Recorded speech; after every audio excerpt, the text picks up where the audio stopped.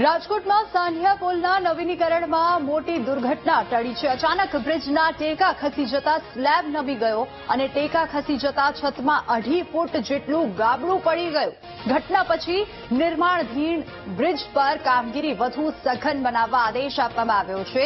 74 કરોડના ખર્ચે સાંઢિયા પુલનું નવીનીકરણ થઈ રહ્યું છે અને 20 પિલ્લર 12 ગટર મૂકવાની કામગીરી હાલ શરૂ થઈ।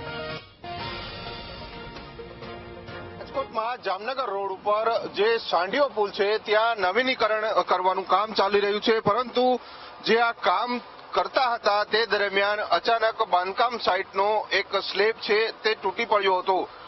ત્રાપા ટેકા ખડસી જતા આ પ્રકારનો સ્લેબ છે તે તૂટી ગયો હતો, જેના જ કારણે મોટી દુર્ઘટના છે તે સર્જાતા અટકી છે। પરંતુ હાલ આ બ્રિજનું કામ થઈ રહ્યું છે, એવામાં જ આ પ્રકારની ઘટનાઓ બની રહી છે।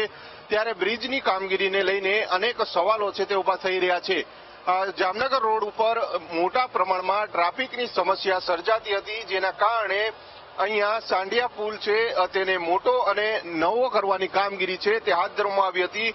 અંદાજિત 74 કરોડના ખર્ચે આ આખો પુલ છે તે નવો બની રહ્યો છે, પરંતુ અહીંયા જે કામગીરી ચાલુ હતી અને આ કામગીરીને લઈને આપ સીધા દ્રશ્યો જોઈ શકો છો। આ સ્લેબ છે તે ભરવામાં આવ્યો હતો અને અહીંથી આ સ્લેબ છે તે અચાનક તૂટી પડ્યો હતો। નીચે આ જે એના ટેકા છે તે પડ્યા છે, આ ટેકા અહીંયા પડ્યા છે, પરંતુ કોઈ જાનહાનિ સર્જાઈ નથી।